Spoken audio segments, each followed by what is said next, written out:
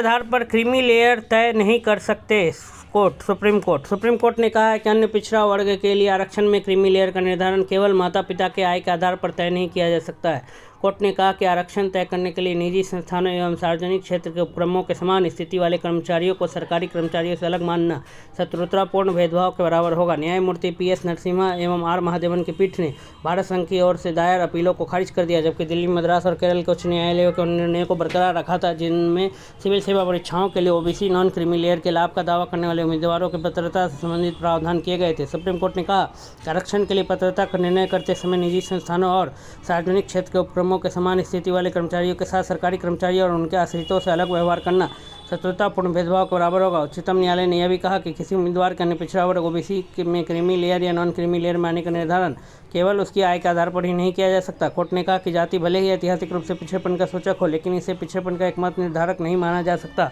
किसी उम्मीदवार के अन्य पिछड़ा वर्ग में क्रीमी लेयर या नॉन क्रीमी लेयर में आने का निर्धारण केवल उसकी आय के आधार पर ही नहीं किया जा सकता। Supreme court